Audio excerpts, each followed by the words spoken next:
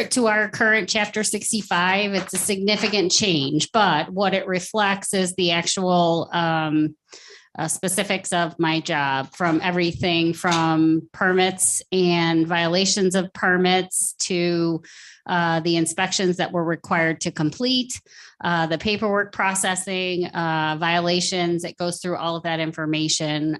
We've also incorporated into this code section our unsafe building code section.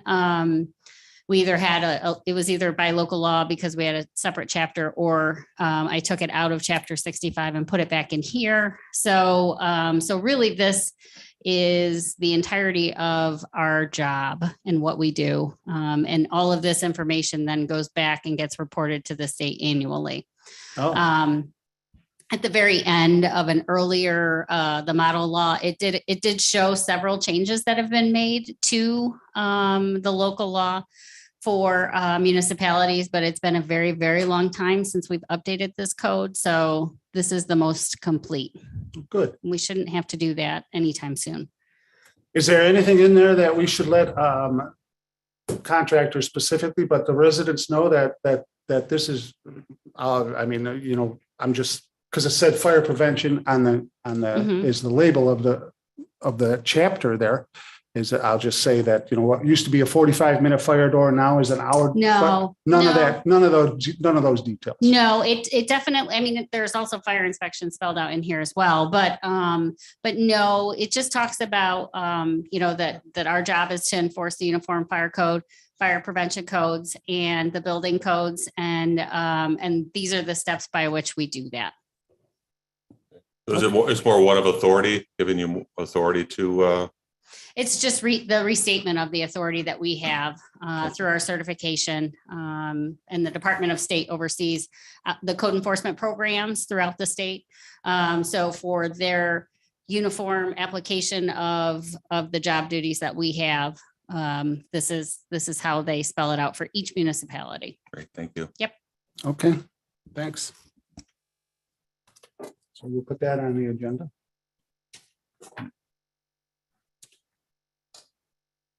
Next, we have a perfect timing too. We have a new recreation program. Megan, would you come up and tell us a little bit about this? Give us your name and address. My name is Kevin O'Connor. Right now I'm living at 1212 Mill Road and here in East Aurora. And it's approval for a Learn to Play Ultimate Frisbee League. Last 5 years, I've been playing with a group out of the Waldorf School, all ages from 5 to 65. And it's just been a lot of fun. I played in college. I've been working in childcare last 3 years and just finished a degree to be a physical therapist assistant. My partner who will be working with me, I've worked with in the past in childcare. He's been coaching the Fredonia Ultimate Frisbee team the last 5 years. And we're just looking for ages 5 to 17. A couple days a week to come by and learn to play. Okay. And as I understand it from your budget and so on, that the town will be receiving the proceeds. Yes. And 85% of the proceeds will be returned back to you. Yes. And that will be 1099 at the end of the year. So you're not actually a town employee specifically. And that's at Hamlin Park. I'm assuming you've got permission from the village for Hamlin Park. Yep. Do we need any other insurances, Martha, or? Okay, we're good there. And does the town have any other expenses? I mean, what about some kind of equipment? All equipment will be provided by Tyler and myself. Frisbees, the nets, cones, yeah. You really just need an open field. Everything's marked by cones. You need some Frisbees. People don't even need cleats. They can just show up in their feet. Some people play bare feet. Okay. Low cost, high fun. Yeah, I certainly like it. Yeah, absolutely. Is it the same group that plays quite often up at Parkdale? I don't know. That's an older group. I grew up playing there, but I've played with them a couple of times. They won't be coming, but maybe they have some kids that will sign up. So wonderful. Yeah. And let's just, Wednesdays and Sundays, July 6th to August 14th. Yep. 3 to 4:30. Terrific. Anything else, Jim? Not for me, thank you. Okay, Very thank you. much. Put that on the agenda. If we can vote on it, that is. Right. Next, we have a code red update. And Elizabeth, I'm assuming Luke is still not joining us? Okay. Luke has kind of taken this project on here. So we received the quote from Unsafe, Okay. as you see it there. We have a few questions, such as these prices that we see. We discussed splitting this with the village, but we don't have anything in writing yet. I've heard that they verbally okayed it, but we don't have anything in writing that the village would accept, is willing to go in on this. That's number one. We don't have an MOU with the village, which we should have. And we need a policy to define who is allowed to put things on Right. this code red. I mean, obviously, the police would certainly be at the top of the list, but the firemen and then the, department heads, certain department heads, or most. But we need to get that figured out before, in my opinion anyway, before we can really approve this, because we have the option here of a 1-year plan or the 3-year plan, as you can see. Right. If we love it and we think it's great, I mean, you save a couple $1,000s by going with a 3-year plan, or do we say, let's just try it for 1 year first and see how much gets used, and I don't know, take that and just see what happens with it. And we also need to figure out what line this payment is coming from. Yeah, I think if Luke's going to be the one that's going to be able to answer quite a few of those questions, but there's also there is, outside of ARPA, there's actually federal funding for code reds for towns and villages. So that's something that I'm looking into right now. I don't have an answer for it, but there is funding for that. And I think that'll help us answer it as well, if the funding will allow us to pay for it in full for the full 3 years, or if this is just a 1 year at a time program as well. So that's something that I am looking into, but it's specifically, it's COVID funding related as much of this is. Right. But it's specifically targeted towards some type of emergency system like a code red. So I think that's something that we would be eligible for. I think that's something that we can apply for, and we'll find out how much of this, if not all of it, they can cover. That would be awesome. That would be awesome. When will you have that? Pardon me? When will you have that information? It's kind of ongoing, but I could certainly have it before our next board meeting, and whatever I find out, I'll pass on to Luke, pass on to Martha, and depending on how important relevant it is, pass it on to everybody else so we can take a look at it. But I think at this time it would be wise if we just tabled this until the next meeting, because we can't make these decisions. We don't have an MOU to pass. There's just many things that are still up in the air. And I think it would be wise if we just tabled this. yeah, absolutely.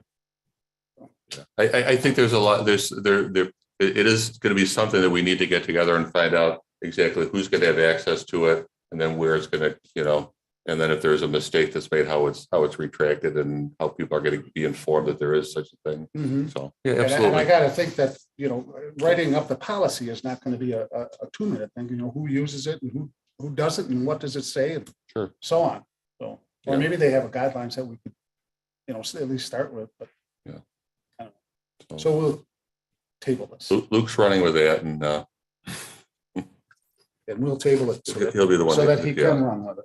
yeah, exactly.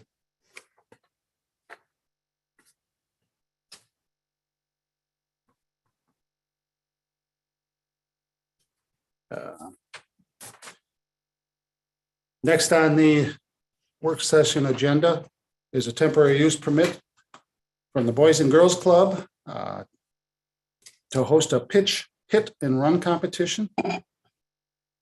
This is going to be held at the Community Pool Park, Saturday, June 25th, and with a rain date of June 26th. Estimate, we don't have anybody here from the Boys and Girls Club. No. Do you have anything you could say on this, Megan, or not really? No conflict with the date, and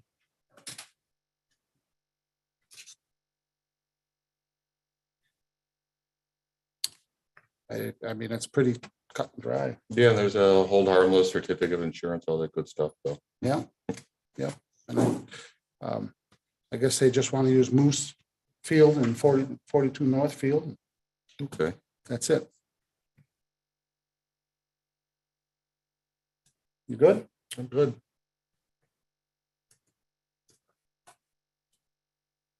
And then on to the food truck at Nicely Park. Jeff Transky is here. Could you come up and tell us a little bit about what you have in mind here? Sure.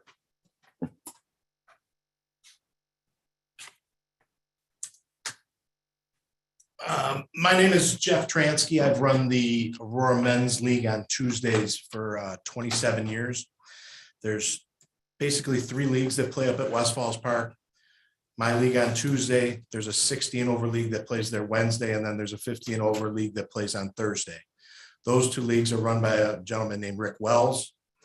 The last couple of years, we've come to the town with questions about how much dirt, because wind and stuff like that, weather gets rid of some of the dirt.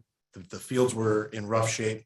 I believe last year we met with Mr. Snyder, Dave Gunner, and we were told that, you know, you guys need to do some fundraising. So the last couple of years, we've basically been shooting ideas back and forth. Last year, we came up with some funding. This year, we came up with some funding, but that's all been from sponsorships. So this year, one of the things that we'd like to do is Wednesday night is the biggest league. It's 7 teams up there. I've gone to a friend of mine, John Becker, who owns Mister's. He just purchased a food truck and got it inspected and is starting to run it in different places. I asked him what we could work out, if we could get a permit to use the park on Wednesdays for a few hours, put the food truck out there, advertise it in the advertiser, social media, things like that, where the residents could come down and buy food, also the softball players. And then we would get part of the profit from what John is making back to the softball league, so that next year we can continue to contribute to the diamond dirt that's being purchased. Be no alcohol ever served. John isn't even licensed to sell alcohol out of it. It would be a couple people, and I believe I put the times on the letter of 5:30 to 5 to 8:30 for 6 Wednesdays, starting the middle of June, basically the last 2 Wednesdays in June, and then all 4 in July. Oh, I thought you were going to limit that to 3 at first, Jeff, or you Well, we're going decided to advertise for the first 3. Oh, Yeah, okay. we're going to advertise. Okay. I'd like to get the okay to be I got 6, and then if it, like John had said, you know, after 3, if nobody's making any money, you're not going to keep, you know, but we're not Yes. going to put all 6 in the paper and put them all out. We're going to advertise the first 3 basically at the beginning, see how it goes. If it's going well for everybody, then we'll throw another ad in the advertiser a couple of weeks in saying, oh, we're going to continue it until the end of July. Totally understand what you have in mind there. Are we good with insurances and everything else? You have the bathrooms that are there. Yep. As far as where you're going to park this truck, kind of. I took John out there today, and basically we thought, because there's not really a parking place. If you guys have been out there, that first ambulance entrance right next to the bathrooms, there's not really a spot to the left, but if he parks like along the pillars and faces out to the parking lot, and we kind of cone off that area where nobody's supposed to park, because we need an ambulance to get through if something happens up on the fields. Right. We could comb that area off so that, there's no pedestrians, walking when there's people coming from the community in and out, or softball players coming or leaving. I mean, basically all the softball players come in at about the same time and they all kind of leave at the same time, whereas it would be residents of, the area and hopefully East Aurora and Colvin and from all over, the more the better, are coming down, parking and walk through the parking lot, grabbing something from John, possibly taking a softball game in, and enjoying the park, which is there. When do you need to know from us by? Is that something we're hoping to vote on it tonight? I was hoping, but I don't know if you guys could do that now, so. We might be able to. I could, we're basically all set. John is all set. We're just waiting for the okay from you guys, so, we'd like maybe a couple weeks to put it in the advertiser. If Councilman McCann shows when he had something that he absolutely had to take care of, and he said he'd be here just as soon as he possibly could after that. Yeah, we're close to 7 o'clock right now. Yeah. I think. Yeah. Anyway, so. Yeah, we'll vote on it tonight. That'd be great. And so where, I was just unclear as to where, you said near the ambulance entrance. You're not obviously blocking the ambulance entrance. You're off to the. No. Yeah. When you pull into the parking lot, you go down the driveway, there's basically two entrances, one for field maintenance and for if you ever need to get an ambulance up to the field, especially, we've had in the 27 years, a couple heart attacks, we've had a couple broken legs, things like that, where you need to get an ambulance up to the field. There's basically chains across next, and in between that, there's two, on either side, there's signs that say no parking in between these signs. Right next to that, the pillars kind of go at an angle of basically your desks. It's like kind of arched. He could pull his truck up right to where basically that last spot is and face the window towards the parking lot. And then the bathrooms are right there. And like I said, I have some road cones at home that we can, basically road cone his whole truck along with that entrance off so that no one's trying to get near the food truck, but also they're not blocking that entrance, that if something did happen, we could just move the cones and remove the chain and the ambulance could get up there. Okay, great. So it never be blocked. It never is, and it never would be. And is it a dirt, stone paved area that he's going to be putting the truck? Yeah, it'd be right on the driveway, right on the stone. Yeah. Okay. And first and last games are typically around what time on a Wednesday night? Games start at 6:30. They're over around 8 o'clock. So that's why, like John had thought, if we're appealing to residents, they don't want to wait till 6:30 to eat. Maybe we get more residents at 5:45, 5:30, and then the ball players get done at 8 o'clock. All right, they know that the food truck's there till 8:30. They come out, they grab something to eat, they go back home, they go back to their cars and eat it. We thought that it was a reasonable time for what we want to accomplish and to give everybody an opportunity to use it. Sure. Wonderful. Yeah, thanks. Yeah, appreciate that, having a window like that. No problem. Thank you, Jeff. Thank you very much. Thank you. Okay. Let's see, we can go right into the regular meeting. No, we can't vote on it. Yeah. But we cannot vote on anything just yet, and I haven't gotten anything from Councilman McCann, so we'll just. I can put on there, but if you want to just take a break, I can send them a text. Sure. If you just want to Yeah. take a Yeah. short break, I'll Just- send them a text and Sure, see. just give us just a few minutes here. Because he said around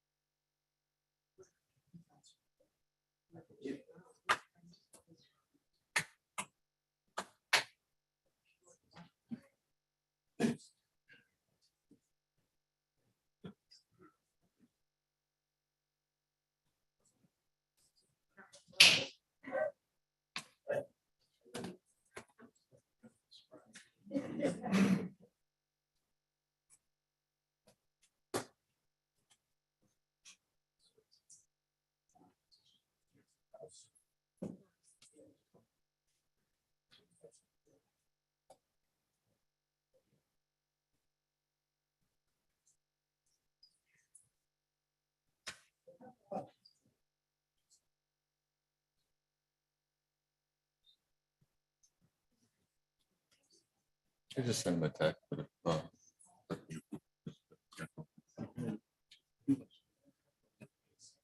If we are gonna, we need a forum even to have the public hearing and have a vote on it or something. But he said, you know, right.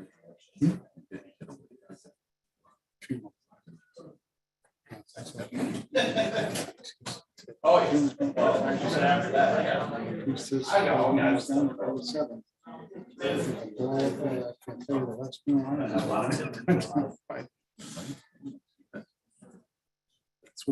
That's what I thought.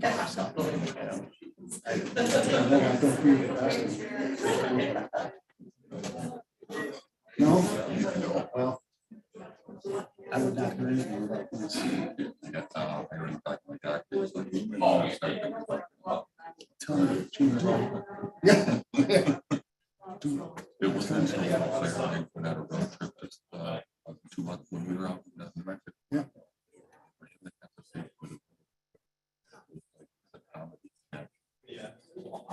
I thought she said something. She thought I said something. I thought. What happened when she went, this is in the early end. When she went with Riley with him. And she said that sure would be nice if they were this big. And I said, yes, a wetland sure would be nice. And Didn't have to wind the road for that. years later, they did. That's what he said. You gotta do something about this. Yeah, it was pretty. And you went like this, you said you have it just 1 year? No, it's too cold. Oh, it is. Because otherwise, I mean, there's been times when one has been down and all of a sudden it's almost like you kind of go in a circle because everything you hear is you got to run in the right, let's just say right. So you start turning right and then you keep going to the right, you keep going to the right. It's 1 year. Who's talking to me?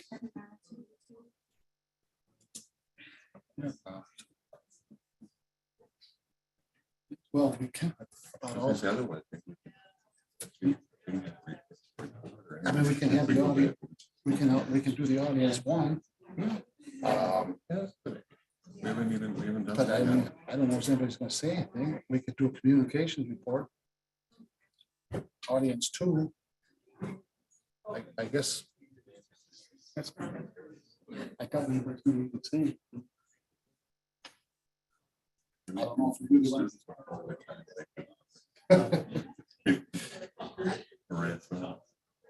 Unless we start the public hearing, we're just gonna vote on it. Take questions. Can we do that? Let's do that. Oh, yeah. He hasn't touched it yet, right? I'm just gonna quick check right now. It's 7 after right now. No. I think in light of trying to keep moving along here, we'll start the public hearing. We won't be able to vote on it until Councilman McCann gets here, but if we have comments, which it looks like we may, we can get through that and go from there. So I'll open this public hearing on the property at 976 Davis Road, the Montessori School at 7:07. If anybody has any comments, please come up to the mic, give us your name and address, and try to limit your comments to no more than 10 minutes.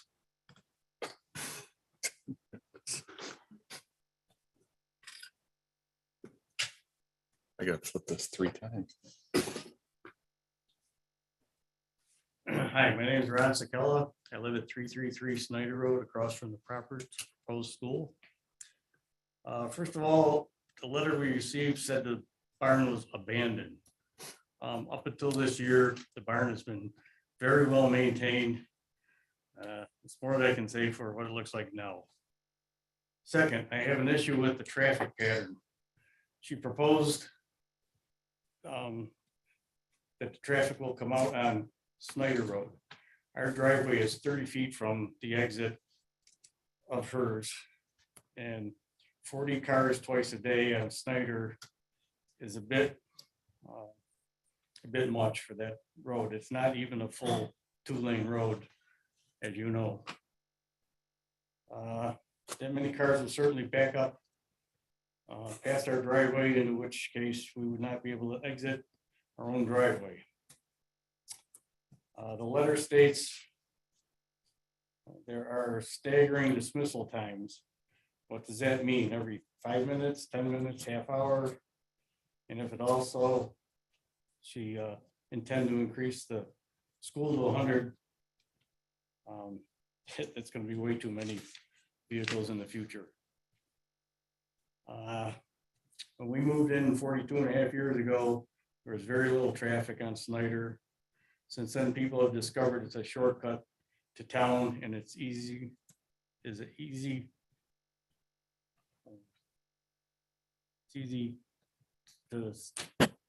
back up traffic. School buses use it to get to town, and many bicycles and people walking on this road also. Our end of the road is mostly retired people, and there isn't even a barking dog to disturb the peace. In our opinion, if there has to be a school, the exit of those cars should be on Davis Road, not Snyder. Or we believe the exit for the school should be on Davis. That's it. Okay, thank you.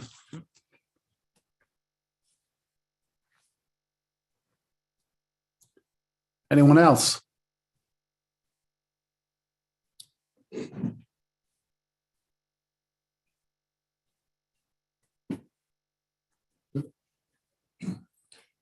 Please speak right into the mic if you could, please. Name is Jeff Brodowski. I live at 2035 Center Street. Take it right out of that. We can hear you fine, but we're also online as well, and it's a difficult.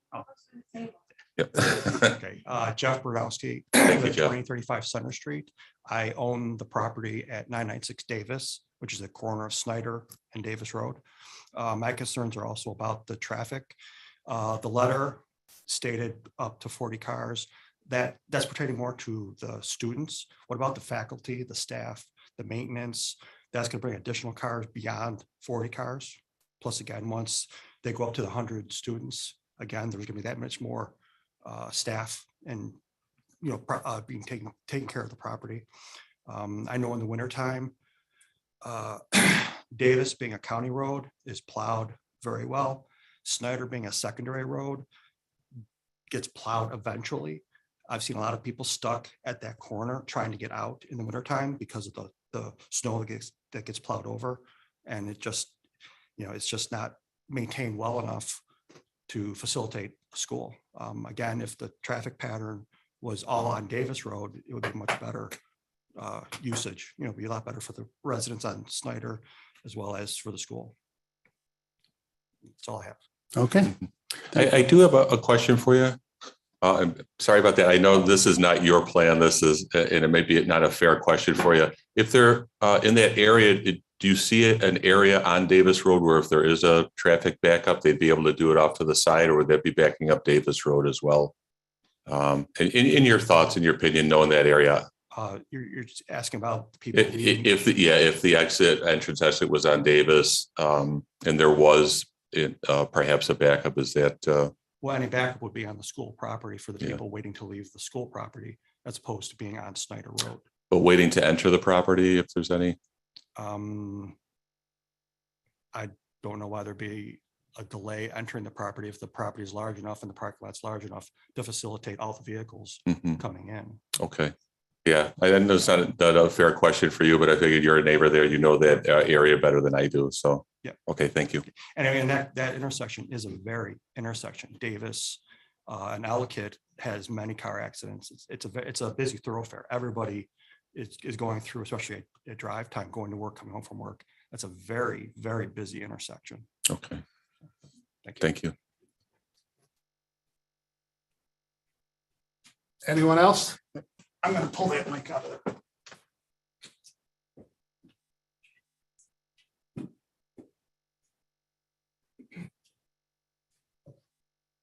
I said a little lower, so.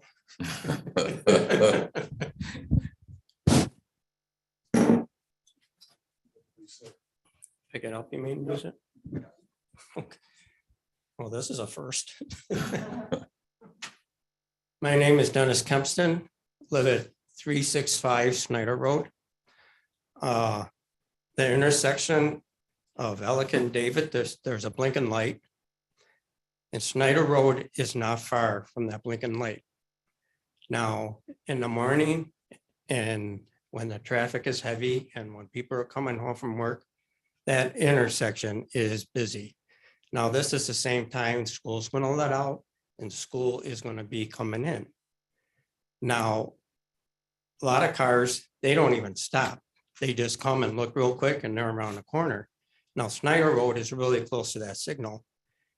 If they moved the exit to Davis Road, that would put them a little farther away from the signal and the intersection of Snyder, to come out. They have, a quicker distance to react if something come around that corner. So that was my spiel about the whole thing, is there is a lot of traffic on Davis and Ellicott, especially during the morning and evening hours. So if something could be worked with that to make it easier for the traffic, that would solve a lot of things. Okay. And that's all I have to say. Okay, Thank you, Dennis. thank you.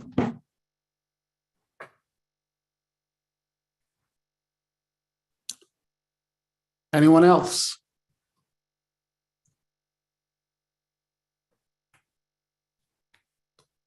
Awkward. I'm not a public speaker. That's okay. Denise Steiner, 996 Davis. Jeff is my landlord. I rent on the corner of Snyder and Davis. And it's too busy already.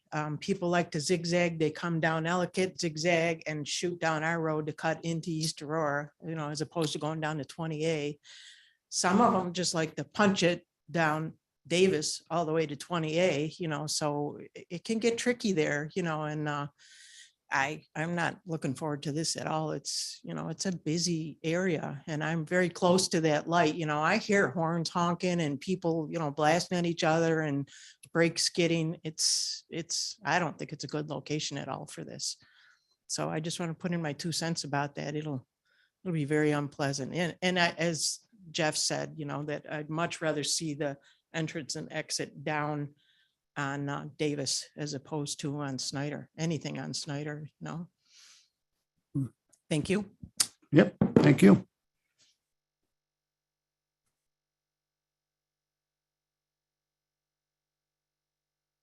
Anyone else? Would you like to? Sure.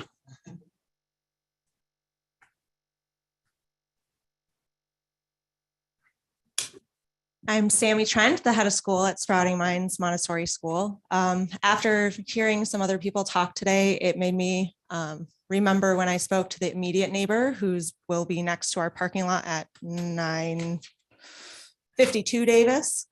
They actually were talking about the traffic patterns and how busy that road is. And they said that they have looked into asking the county and the town to reduce the speed limit on that road. And with the school moving there, I was actually thinking that perhaps I could also ask the town and the county to reduce the speed in that area for a school zone. I know that the county said that if there were possible pedestrians walking or biking, that would be something that they would be okay with. And we do have a family that does live further down on Davis that is interested in walking to the school. So there would be pedestrians walking there. So perhaps that would ease some of the traffic issues with lowering the speed limit in that location. Okay, That's it. okay.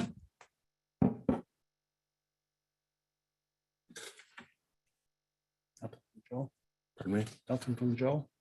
No, let me look again. I didn't hear anything.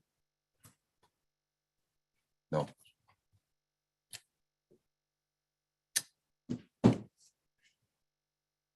Well, thank you all for addressing that. Unfortunately, we just can't vote on this. I mean, I guess we can discuss how we want to handle this, Jim. Do we want to take a look at I mean, about all you can do with the traffic pattern is keep your entrances where you are, or maybe a little more to the south, and have the exit just up on Davis a little bit further. Do you want to come back? We just have some questions, because I think these are questions that we have as well. And maybe you can address it and see if that's something feasible. Is that something that your board has talked about? Sorry, I just want to make sure I'm looking at a map while we're Right. talking. Yeah. So the driveway currently, where it sits on Davis, is about 100 feet from the corner of Snyder and Davis. And then the driveway that comes out along Snyder is about 500-ish feet down from the corner of Davis and Snyder. Right. So you're talking about putting the exit where? To the north. We're just, We're listening to some of the discussing- concerns and wondering if that's something that Options. you've contemplated. And I don't have the site plan right in front of me right now, but are you anticipating cars entering and exiting from Snyder? And is there an option that they could exit and enter from Davis, enter from Davis, exit Snyder, something along those lines? It's a little different than your plan. Our plan is to use the existing driveway because it is so long, it can hold 45 cars. If we were to enter and exit off of Davis, then that would leave a shorter area for the cars to drive, which means that only so many cars during the drop-off line, because most of them don't park, they just pull in, drop off their children and then leave. That would mean that there might be more of a chance of backing up. That's one of the reasons that we left the long driveway the way that it was, is to avoid any backup onto any of the roads. Okay. And the long driveway you're saying, is that again, exit and entrance onto Snyder? So it's enter on Davis, exit on Snyder. I got And then I talked with the planning board about potentially going the other way, but they felt that going Davis to Snyder was the better option. Going in on Davis, out on Snyder. And one of the concerns was, or one of the questions was about staggered times. What are the staggered times that you're anticipating? Sure. So we currently do staggered times now. So each classroom has their own 15-minute window to drop off. So they're not dropping off. We don't have multiple classrooms dropping off at once. It's one classroom. They have 15 minutes. The parents pull in, they drop off their students, and then they leave. A lot of our classrooms do hold siblings. So not all of our students are all dropped off in that 15-minute window. Like in each of their own cars. We do have a lot of siblings, so some of them will hold 2 or 3 or 4 students at a time. We also have a before school that starts at 7:30, and some of our students get dropped off at that time too, sometime between 7:30 and 8:30. So that also reduces the amount of cars that come at one time, because they come in a more staggered window, because anytime during that hour they get dropped off. We have currently about 6 families that are in before school. All of our staff also have students that they bring to the school, so that further reduces the cars that we end up having, because all of our staff bring a student with them.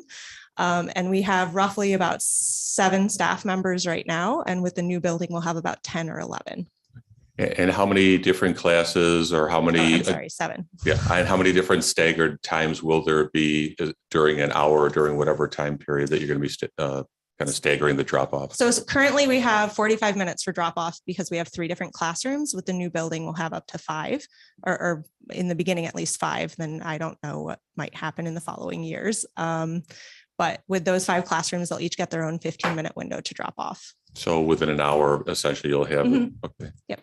And then if there is, let's say you do decide to expand, we may have to come back and talk about it some more. But if it does expand to 100, do you anticipate more classes, different stagger times, an extended stagger times, things like that, as far as drop offs? Yeah, I really personally, as somebody in charge of the drop off process, I don't really like having so many cars there at once because it's a lot of students to check in and make sure that they're, inside and settled. So I really enjoy this staggered drop off, and that's something that we would keep for the future because we feel it's important to be able to see each of our students individually as they walk in instead of a rush of 20 all at once.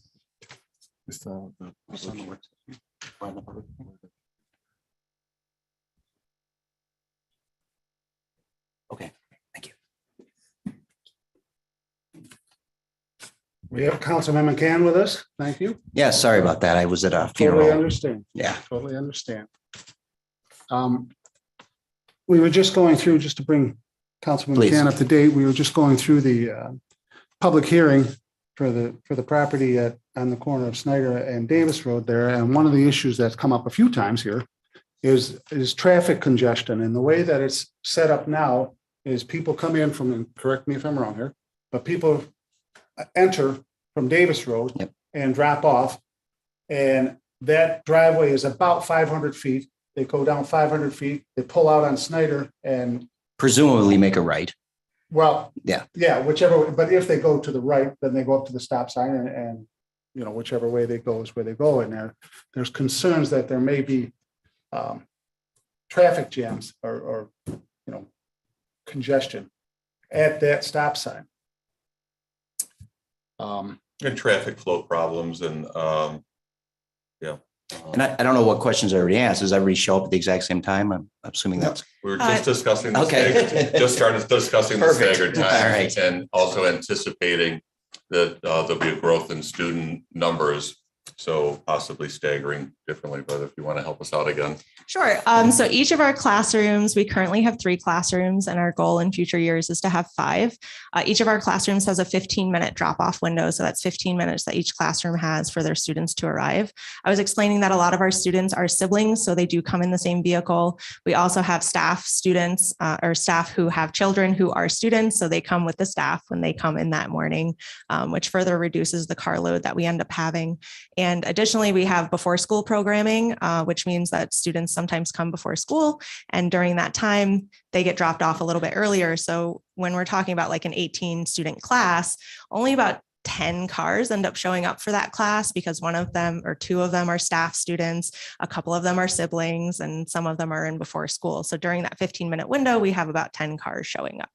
And can all 10 cars unload at the same time, or is there like a designated unloading zone? They have to wait. So that'll naturally stagger the vehicles exiting the property. Yep. So they have to wait. We only admit 1 student at a time. We need to be able to make eye contact with the student. We check them in. We see, was there anything of note for their day that the parents need to share with us, or from the night rather. We like to have that personal connection with our parents every morning. And if we're trying to rush all the students in the door, then we don't get that. So we do like to make sure that they each have their own set time. And one of the discussions was whether or not there would be backup in dropping off or picking up, if there would be backup that would back all the way out onto Davis Road or back up, So the driveway, part of Snyder Road too. Yeah, the driveway itself can hold about 43 to 48 cars. I measured it, and I measured the average length of a giant SUV, which a lot of our families drive big SUVs. So we can fit about 43 cars in the length of the driveway. And since we have our staggered drop off and we don't have a classroom that holds 43 students, we wouldn't ever really have that many cars in the driveway. So I don't anticipate backing up onto Davis. And then in regards to leaving Snyder, because we have the staggered drop off, the parents need to drop off their children, make eye contact, and so on and so forth. There is a slower exit of the vehicles from the driveway.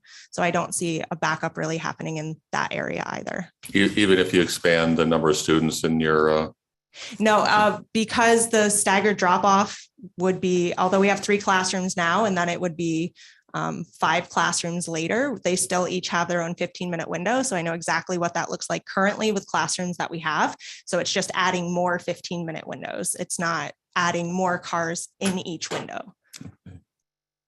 And we had, I'm not going to put words in the mouth, but we had neighbors from Snyder Road. Ron, Dennis, and Denise came in discussing their concerns about where the entrance exit were, things along those lines as well. And I think a shared concern too was the sort of rush hour, I guess, traffic, as well as the speed of cars going down Davis Road in that area is a concern. And I think Sammy had a concern too, that maybe it could be a designated school zone, but you're having maybe not so much luck in doing that, or is that just something you're considering? And, it's something that I was considering. I can't actually start any of the process with that until we've started like moving in and whatnot. So we're quite a ways from that. So during like the construction phase, when there aren't students on the property, I discussed it with the with the county highway department, because that's a county road. They said that they're the ones that have to make that determination. So they said, Davis is a county? That was the state. Ellicott Road. Okay, thank you. So they said that they would make that determination, but that's not something that I can ask for until we're about at least a month out from putting students in the building. Okay. Do you have evening or after school activities? So we do have an after school program that goes until 4:30, but pretty much come 4:30, our campus is pretty empty except for our cleaner. Okay. And how many students do you presently have? We have 44. No, but yes. Some of them are half day, and then some of them have opposite days. So it's hard to kind of keep track, but per day we have generally about 35. So by your own estimation, that it'd be about 20, 25 vehicles for the totality of the day with sharing and. Yeah, I think that would be accurate. Yeah. And they'll be staggered. So all 25 aren't going to arrive at the same time. They're going to arrive in 15-minute shifts. Yep. And how many 15-minute shifts are there? Right now there's 3. I'll go all Rain Man on this and say there's less than 10 vehicles per 15-minute shift. Yeah, that's about accurate. Yeah.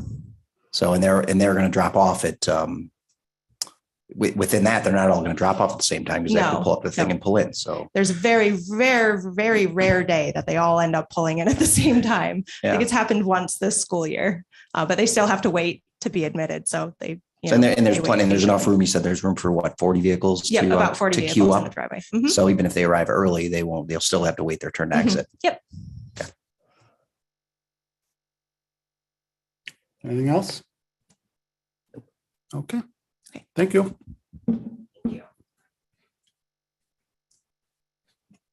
And unless anyone else has anything they would like to address the board with, I will close this public hearing at 7:31. Next on the agenda is the approval of the May 9th work session and meeting minutes. Could I have a motion to approve those? I'll move to approve the minutes. And I'll second it. Any comments or discussion? You knew who that was, right? Okay. All in favor? Aye. Aye. Opposed? Motion carried.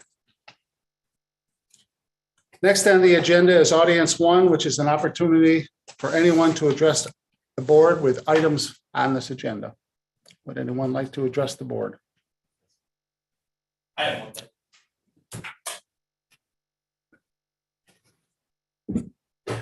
My name is Connor Gwise. I'm not a resident of East Aurora, but I am her contractor, and I am also a parent of students that go to that school. And I just like to make a note that the driveway currently is probably an 1/8 to a 16th smaller than the new one will be.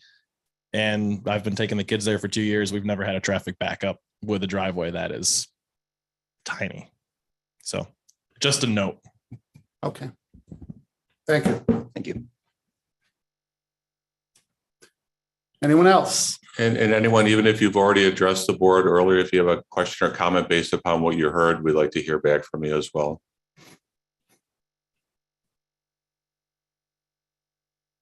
Okay. Moving on to unfinished business, which is the discussion of the site plan review. What is everyone's thoughts? Well, so there were some speakers prior to my arrival. Is that Yes, correct? there were. That expressed There were concerns. three of them who were with- concerned about the traffic pulling out on Snyder. Gotcha. Road, Yeah. and most of them will probably head up to Davis Road and Make a, possible congestion there. yeah, which, I mean, I think it sounds like the vehicles, it's not going to be everyone doing a cannonball run out of the parking lot. I think that'll mitigate some of it. And I don't know if that's an overused intersection to begin with. I mean, how much traffic does Snyder Road see heading to Davis? One of the concerns was that Snyder is a cut through. I didn't know that. I didn't know. I won't use it as a cut through, but I appreciate the public hearing aspect of that. I usually go up Jewett Homewood or 20A or something when I'm heading back. I do about half a dozen trips down that a week. But that was one of the concerns, that it's already being used as a cut. If you look at Ellicott, when people are trying to get home, they're getting onto Davis Road, they're cutting over to Snyder, they're heading up there. Which isn't a school's concern directly at this point, but Do we have the opportunity to require a revisit of the issue? Should the traffic be a concern? Should it end up being a problem? We can make some requirements. We can. If this does not, I mean, the way it sounds to me, and I respect the concerns of the neighbors, but it sounds like the vehicles will be leaving in a relatively staggered fashion that hopefully won't cause a backup. But if it does, I think it's reasonable that we might say, hey, you gotta maybe put somebody out there, time people. I don't know. I don't have the solution, but it seems to me there'd be some remedy that could be applied to the situation.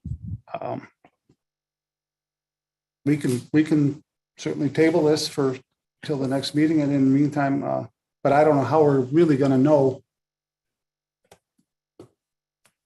Well, I'm saying we could approve it, and then with the provision that it's going to be revisited, the site plan will be revisited in a year. I believe that's within our. With the contingency that we revisit the traffic pattern. And if the neighbors say it's problematic. Honestly, and then what are we going to do? That's the question. That's the question. Yeah. Our options really, in my opinion anyway, a couple things. And I hope I don't make my neighbors mad. But one is we could limit it to, let's just say 50 students at this time, because I can see where if you want to grow to 100 students, that's going to change things. But limit this to 50 students, let's just say, and see how the traffic pattern goes. If things are fine, there's no issues, everything works out great, then just come back to the board and approve it for more. The only other option is to come, and I'm not sure that this is a great option, but it is an option, is to enter the driveway now and go to the north and exit also on Davis and form that U there. and It's only, I believe, 100 feet, you said, from the existing driveway to your north lot line. So limiting to 50 students, that's almost what we have now. And the point of moving to a new building is to be able to service more students and to grow. We're not going to have 100 students in the next year, but we do hope to have more than 50, so probably around 60 or 70 with the opening of a new children's house classroom, which is ages 3 to 6. We have a wait list of about 100 families that are really interested in being in my school, but I don't have a space for them. So that's one of the reasons that we're looking to move, is to at least have an additional classroom, which would add an additional 20 students to our roster than we have now, which would be over 50. So it would be very detrimental to us to limit to 50. And since we already have almost that many students served now, and we don't have traffic issues, like I think it takes about 4 minutes between each car leaving. And we have a much, much smaller driveway. I can hold probably 9 cars versus the 40 of the new property. So I don't think that it would be very beneficial to limit it to 50. It would just hinder the school, but it wouldn't really change the traffic pattern because adding every 20 students is a new classroom. So it's a new 15-minute window. If we're backed up at 50 students, having 70 students would be no different because they have their own 15-minute window. So there's not really a difference between 50 and 70 in the traffic patterns because they're the same, because they each have their own 15-minute window for the classrooms. And if this plan proves unfeasible, I think what you had alluded to was you could also reverse if it blocks up at the stop sign, we could require them to come in on Snyder and exit on Davis, and then that stop sign isn't being. Yeah, I'm not honestly sure how much that'll help because, we're only talking about 200 feet or so. Mhm. So, Yeah. if you're blocked at the stop sign, there's going to be a lot of traffic 200 feet down the road. I don't know how much that would help. Yeah. But it'd be available if the stop sign is the issue. If they're backing up at the stop sign, they'd be backed But up they in the would have to parking lot. stop at the exiting the driveway. Oh, yeah. So- But then the traffic congestion would be limited to those that are utilizing the school as opposed to the neighbors. I'm open. I think I'm open. It sounds like you have a good plan, and it sounds like you're going to stagger to such a degree that I don't anticipate there's going to be an issue. But I think we should be able to make an amendment if we have to. I think that would be worthwhile. Yeah, and I do like the entrance from Davis Road. I think it'd be difficult for people, especially if it's rush hour, or especially if cars are traveling faster than they should. I think it's easier to make a left turn from the roadway than it is to make a left turn from a driveway. That was the thought of the planning board, which is why they liked it going Davis Right. to Snyder, and then they would be at the stop sign to turn left or right onto Davis. And then do you have a traditional school year? No, so we actually follow a year-round school model. So we're in session from July 1st to June 30th. We have the same amount of school days as a traditional school, but we have more intersessions in between. So instead of a big chunk of summer school, we have what we call camp, mostly so that students don't feel if they need some extra educational assistance, that they don't feel like they're in summer school. So we call them camps, and they run during some of our breaks, not all of them. So we have about 10 weeks of camp during the school year, which traditionally at public schools or traditional schools would be during the summer. Gotcha. Oh, my feelings, I'm comfortable. I think you have a good plan. I didn't hear the neighbors speak, and I apologize. I'm hoping I'm getting the gist of your concerns. But I think if we could, I feel comfortable that you have a good situation there. And if we can revisit it, if we have to reverse traffic flow, I don't know what the other options are. And like you said, I don't know for sure that's going to solve the problem, but I don't think there's a real solution to reversing traffic flow Okay. myself and having it do anything. I would feel more comfortable limiting it to, okay, let's limit it to 60. And if there's issues at 60, they're just going to have to be addressed. But if it's not an issue, then. And when would we revisit it under that When- plan? 1 year, 6 months? I'll say, when you get to 60, let's revisit it. When you want to go to 61. So you're at 44, you're going to open up another classroom. You just said you're probably going to pop to 60 pretty quick, right? Mhm. Yes. So if we have to sit on 60 for a little bit until we can be absolutely sure that the traffic flow is right, and then we'll know, we'll have an answer. You seem hesitant. I am a little hesitant. I'm a little hesitant too, but go ahead. So Yeah. Because schools run on a calendar year. If I have 60 students at the beginning of the year, it's very difficult to increase my student body to help, financially with the school during that school year. Students already have a place to be for the year. It's very hard to enroll mid-year. So generally speaking, whatever I start out the school year with is what I finish the school year with, give or take maybe a couple. So if I start off a school year with 60, even if I come to you and I say, look, we're not having any traffic congestion issues, can I increase? I can't increase over that year. And so I've been limited in the capacity of my school for a year for no fault of our own. Are you open to, say it's a problem, traffic gets congested. Are you open to expanding the amount of time between cars leaving the property? Yes. Yep. So For we sure. could come to you and say, look, that stop sign's getting backed up. Other people who have places to go aren't getting where they need to go. Can you put somebody out there to kind of stop cars from leaving until it's clear? Yeah, we can do that. That's something you can accommodate. Yes.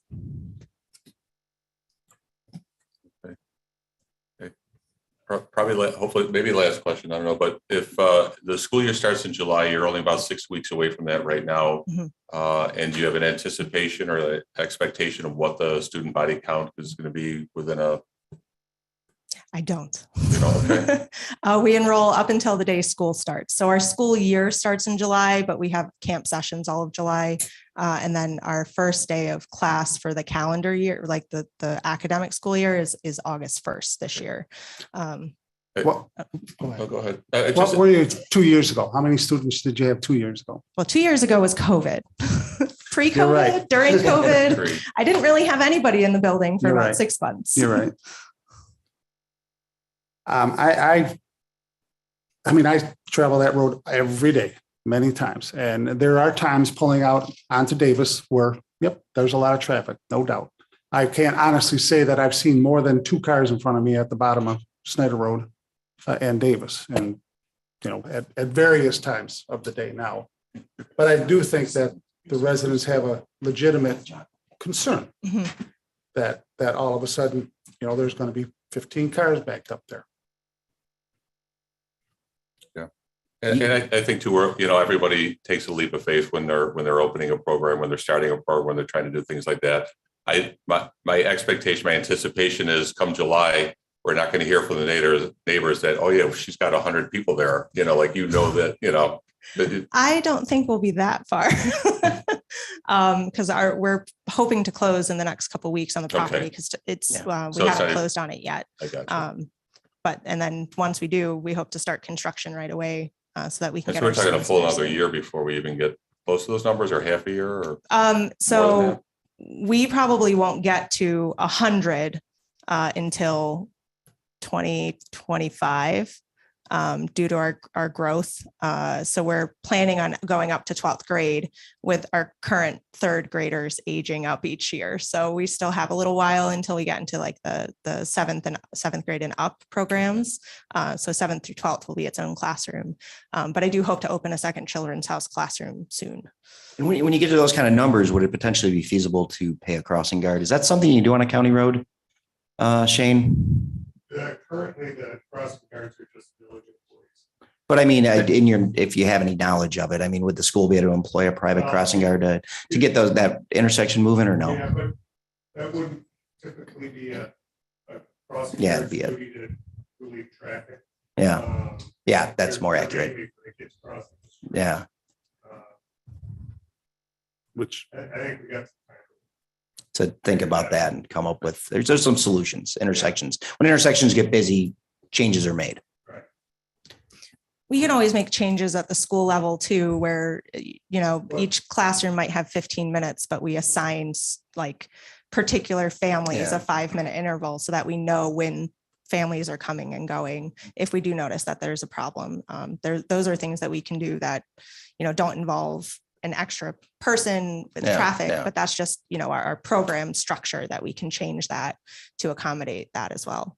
Joe, I would think if you're looking at 100 students at that school down the road, obviously you're going to need a significant parking lot and more infrastructure on the property for that at that point. Yeah. So I feel pretty strong that we should at least limit this to 75, and let's revisit it. All right, I think that's Take the entirely recommendation reasonable. That if it becomes congested, you know what, we gotta increase the delays of the cars coming out, but I really think that 75. I think that's very reasonable. we 75. should limit it to 75. You're not going to get to 100 till No. 2025 anyway. that's fine. So we will have some control over it, and things doesn't go gangbusters, and we'll be able to revisit the issue if there's. I think that's very prudent. Okay. All right. And what we're anticipating, and if we're going to vote and maybe even approve it tonight, I don't want the neighbors to think we're not listening to what you're saying. I'm hoping that you can keep us apprised of what's going on and what your concerns out throughout. Okay, thank you. Yeah, that was in full agreement on that note. Yeah. Does anybody, if somebody wants to speak, I can sit back. Yeah, absolutely. Well, it is open right now, so anybody can. But I do want that to happen because I think if we they're done speaking, we're it's We're on the up to us to topic. decide- Yeah. to decide what we want to do with this and vote on it. I understand that. Yeah. But I think I'm happy to hear something as well. But yeah, I'm ready to vote on it. I was concerned that maybe I didn't want to limit it, but if it's going to be that long a time period, I'm more in favor of limiting it, but hearing throughout the years to see what's going on. And then as you're getting closer and things are expanding and things are good and neighbors, everyone's happy with you, we'll be back again talking. Great. All right. Thank you. Thank you very much. Thank you. Okay.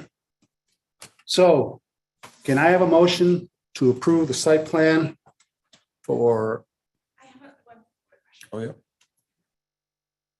Is that limiting our student body to 75 or limiting our daily student body to 75? Because there's a little That's a bit good of a question. You difference. don't have all the same students on the same day. And they're not all at the same time either. So we have half-day students. So although our student number might be 75, we might only have like 40 on the property at a time. Okay, yeah, that's even better, really, right? So she's in, 75, who's going to count them? Oh, you're here on Tuesdays and everything. yeah. I think I count them. 75 for your student body. 75 for the student body? Yes. Because that might, I mean, I might only have 40 there at a time. That wouldn't, Yeah, but who's going to count them that day? I do and every day. You're saying your total, are we quite But asking you your only total have enrollment? 44 now. So we have students who might only be there certain days of the week. On any given day, so Chuck, what she's asking is, can we make it so on any given day, she can't have more than 75 students? Is that what you're asking? Yes. Yes. Or does her Versus, total Rather enrollment, than regardless of limiting when they your come to student school? body, right. No, I don't agree with that. Well, now I'm confused. if we have a morning preschool program and an afternoon preschool program, each with 20 students, that means we only have 20 students there at a time, yet we have 40 students on the roster. But 40 are not there at the same time. That wouldn't impact traffic patterns. You never have 44 students there now. You never do. You talking about at the same time? Yeah, at one time. You never. At one time, no, we don't. You never have 40. No. Because they're not, they sign up for a certain program. They can only attend said program. Yeah, these are younger kids, so they don't go 5 days a week. Well, we do have kids. Yeah, that you do go- have We kids have that do some that, but- kids that go 5 days Yeah. a week. Yes. So the maximum daily usage would be 75. I thought that's what we were headed towards, or was I confused on that? Well, I mean, I assume that, your school day starts at 8 and ends at 3:30 or whatever. And, okay, maybe some people shift around a little bit, but the majority of the day, you have 44 students there. And now you're telling us that you don't. So we have some students who attend Mondays and Tuesdays, and then we have other students that attend Wednesday, Thursday, Friday. They're never there at the same time. They only take one spot for enrollment. They Yeah. count as one student each day. There's only one of them. Are Because they- one is Monday, Tuesday, and one is Wednesday, Thursday, Friday. Yet that's 2 students on my roster. And on the off day, are they in classrooms remotely or at home? Are they schooling at home? No, like they're preschool students. They're not there 5 days a week. So they're part-time. Yeah, so I think that changes this. I think 75 is still a reasonable number. It's just that if you have a switch out at lunch, Mhm. that's not during traffic peaks, right? That's when the roads are clear. We're worried about, I'm assuming your primary concern is the mornings and the evenings, correct? So if there's a noon switch out, that shouldn't be a traffic issue. Would we generally agree? More, well, we're going to find out, right? And then we're going to adjust as needed. Does that, not that you're speaking, mind you, but So if you have 40 students there a day, you have 20 in the early session, 20 in the later session. That was an example, Roughly. but we That do is an have some example. students that aren't there. They're not there at the same time. But maximum, we're talking, I Yeah, think is so- what the question is revolving around, is it, Chuck, maximum? Yeah, yeah, it's just, getting so convoluted that I don't think we'll ever. no, I think we're just going to have I to, like yours, Councilman McCann. I like if there's an issue, we'll be I'll there. be back. And we will yeah. enforce spacing these vehicles out. Mhm. So. Okay. So the question you had is, when you had the site plan, you had 100 on there. And that was in reference to what? To 100 students, staff, everybody? Our lofty goals. Our lofty goals of staff, student on premises at Mhm. any given day, even though it may be staggered throughout the day. Oh, that's a good idea. I'm sorry. If there is an issue, perhaps we can get a third party to review the traffic patterns to make sure that, it's not a perceived issue, but an actual issue. And you can communicate to your parents too, our concerns. Yep. And say you love this school and you enjoy sending your kids here. Do us a favor. Don't pull out into Snyder Road until there's less than 2 cars waiting at the stop sign. Yeah. I mean, what difference is it from waiting at our driveway and waiting Yeah, at the stop yeah. sign? They can wait patiently on our So driveway. if that happens, then we won't have an issue and That everybody all happy. sounds great until they're backed up on Davis Road waiting to pull in. Well, that's a whole nother wrinkle. I thought we were worried about Snyder. Yeah. Yeah, but you can accommodate 50 cars, you said. How many cars did you say? About 43 to 48, depending on how close they go to the car in front of them. So we should never hit that, even at our maximum capacity with your midday switch out. If the driveway accommodates 48 vehicles. And the switch out's 1 car at a time. It's not as if they all pull up, they all drop their kids and then they. So we actually don't have that program at the exact moment, but that is something that we were planning for the future building. Yeah. Because Right. we have like part day or like part weeks, Monday, Tuesday, Wednesday, Thursday, Friday students right now. But we were considering a AM and PM session in our next preschool kindergarten classroom that we open. They would So still have you're the- telling us though, in the end of it, that they're roughly split in half, right? So if your goal is to have 100 students, right? Yes, And that would mean that there's 50 there at a time, roughly. I'm not saying to the. not all the classrooms. No, some of just the classrooms are- preschool kindergarten. So like our elementary classroom is grades 1 through 6. Those students are there Monday through Friday all day. Okay, And then our toddler classroom is only 2 hours in the morning. So that's a quick one. So I would make a motion that their maximum amount of students allowed on property at any time is 75. And we'll revisit it if it becomes an issue. And make requirements that we make modifications at your expense. You know, if you have to change around the driveway or something, or we'll figure out the way to accommodate you as best we can. But the fact of the matter is, if there's issues at the intersection, we're going to make changes. Does that work for everybody? Yeah. Okay. That work for you? Yes. Work for you guys? All right. Somehow I figured out who the people who spoke earlier were. all right. Councilman McCann made a motion. Can I have a second? Well, and the motion includes approving the site plan. Yes. Yes. With the modification of the numbers. I would second that. Okay. Any further discussion? Hmm. All in favor? Aye. Opposed? Motion carried. Thank you. Okay.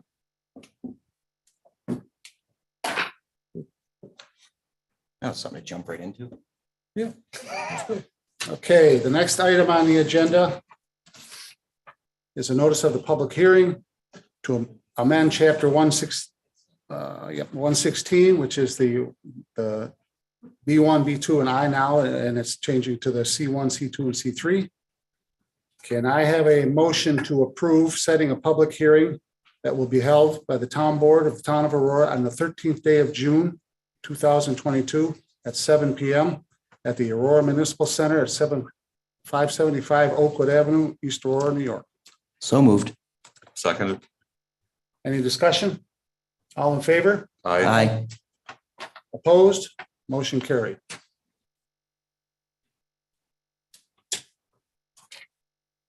Next is the amendment of chapter 65 in our town code.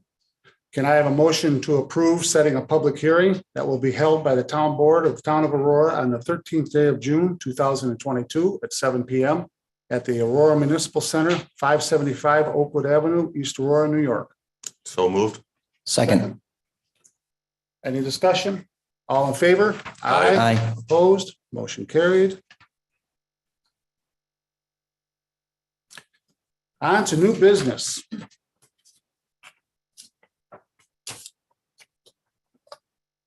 First on the agenda for new business is the approval from Megan Tent for the request for a new program called Ultimate Frisbee, Learn to Play.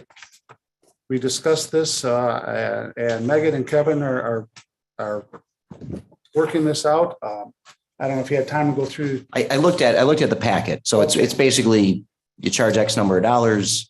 Yep. X number of dollars minus some percentage goes to this guy. The rest of it comes to us. And we have no additional expenses related to this We have program. no additional expenses. Or insurance. Any equipment Insurance. is purchased by them. So can I have a motion to approve the request to put this new program, Ultimate Frisbee, in place? So moved. Seconded. Any further discussion? All in favor? Aye. Aye. Opposed? Motion carried. Next, Councilman McCann, we were discussing the code red, and there's several things that we haven't worked out yet, such as the MOU and so on and so forth. Yep. And we thought it best that we being Jim and I, that we table it at this. I agree wholeheartedly. Yeah, Okay. Luke's not available right now, so I move to table this. Yeah, I don't think we have any agreement with, I'm sorry, we don't have any agreement with the village yet, and we don't have a policy in place to govern use of code red either. Right. Exactly, the concerns, right, Yeah. right. So I would move to table it at least to our next meeting. Okay. Can I have a second? Second. Any other discussion? All in favor? Aye. Opposed? Motion carried.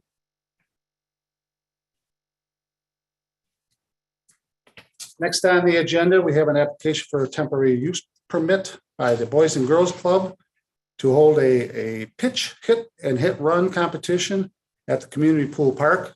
That will happen on June 25th, with a rain date of June 26th. That was pretty straightforward. Can I have a motion to approve the Boys and Girls pitch, hit, and run competition? So moved. Second, Second, any other discussion? Well, I missed the work session. I'm assuming this is fine with EA baseball. There's no It is. conflicts. Perfect. It is good with recreation and all those concerned. They have their insurance and so on and so forth. All in favor? Aye. Opposed? Motion carried. Next on the agenda is the agreement with the county for the snow removal. Can I have a motion to authorize the supervisor to assign this agreement with the county for the snow removal with the stated increases, which are as listed?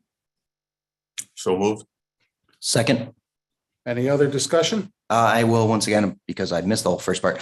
I was hoping Dave would be here to kind of explain this. Is this a typical contract? I'm not familiar with these. It is a typical contract. I spoke with Dave briefly. He said it's a 5% increase this year, which is okay, and 4% next, and 4% the following year, which, if we had a crystal ball, we'd say that's great or not great, but it's a fair amount. It's a fair As amount. Dave said, it's a fair contract. I mean, is this using our salt and our gas and our everything? Oh, yeah. But this 5% increase should cover hopefully any sort of inflationary pressures we might There's that face. crystal ball. There's that crystal ball. But Okay, as long as it's in line with other Dave, agreements. Dave, his exact words were, it's a fair contract. Okay, I trust him. That was Did discussion. I ask for a motion on that? No, we did that. We're in discussion, so just. a vote Second. now. Okay, all right. All in favor? Aye. Aye. Opposed? Motion carried.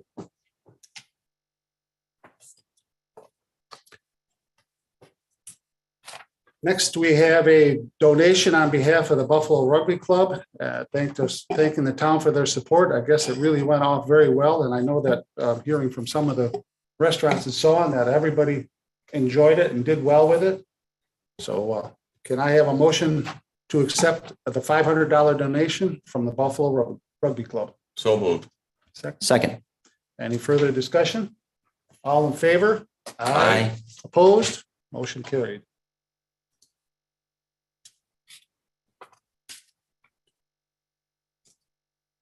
Next is a request from Kathleen Moffett this is in regards to the $500 that the Buffalo Rugby Club donated to us. The request is to increase revenue line A 2052.2, the Knox Field donations by $500, and increase the appropriation line A 7189.105, the Knox Field seasonal labor by $500.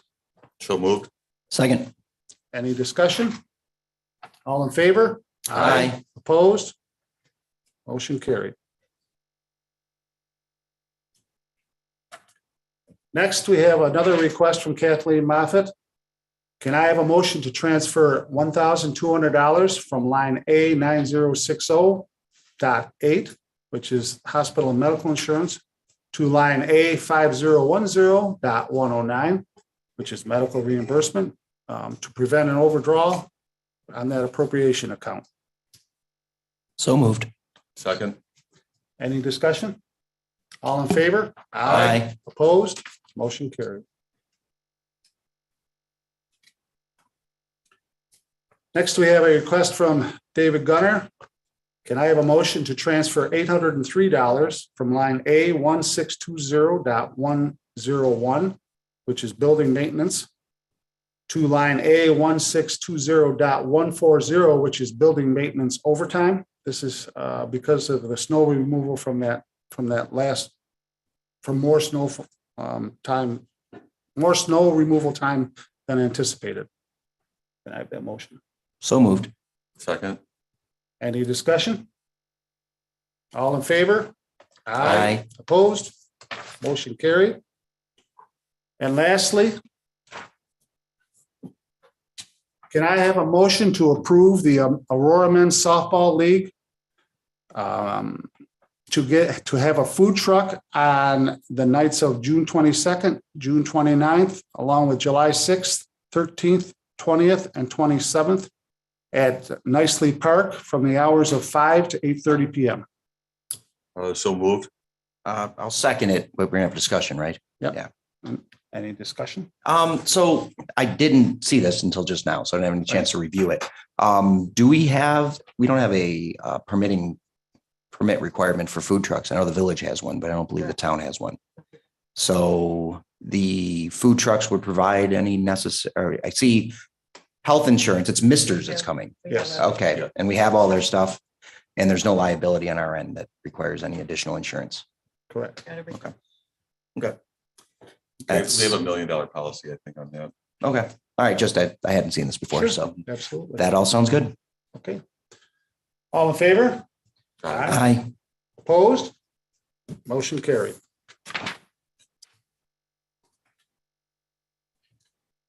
Under communications, we have the April 2022 Recreation Director Report, the Senior Center Report, the Town Clerk Tax Report, the Water Fee Collection Report, and the Annual Report from the Erie County Clerk for 2021. Next, we have business from board members. Councilman McCann. So I did have, I'm blanking on his name, Matt Gaston, right? Out from Soil and Water to look at that proposed boat launch adjacent to the property that was donated by, oh man, again. Don Owens. Sorry, Don. a lot going on in the brain today. Don Owens, yeah.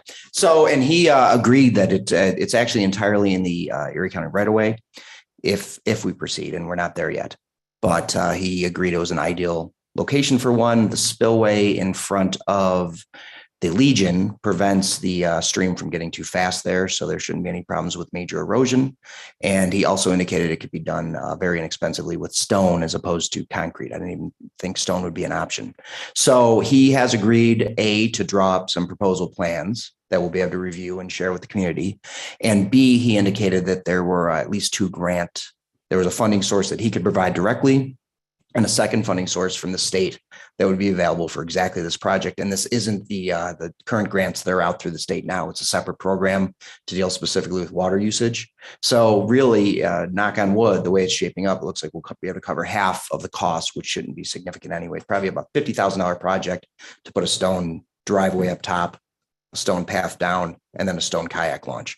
And half of that would potentially be covered with grants. But the very next step is Matt's going to do a plan that we all can look at, and everybody can go out there and take a look, and we can share it with the community. And it looks like it has some real potential. I'm excited about it. And that's what I have. Okay. Thank you.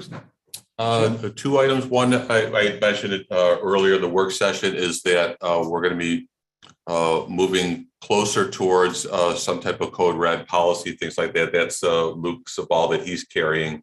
But one of the things I'm looking into is that there is a federal grant money that I believe is available to pay for all or most of the cost. I'm going to be looking into the details of that and reporting back to members of the board. But also I'm going to, I don't know, Joey, if you want to speak on this at all, but obviously we talk about in this community more with sports teams about one Buffalo, 1716, one Unity. And after the horrific tragedy that happened in Buffalo, I think we, as a board, want to show our support to our brothers and sisters in the city of Buffalo and community that are suffering. But I'm also asking the town that if citizens and residents, that if we have an idea as a community of East Aurora, community of Aurora, something that we can do, any of us right here would be more than happy to hear it. Again, to show our solidarity with the people who are suffering.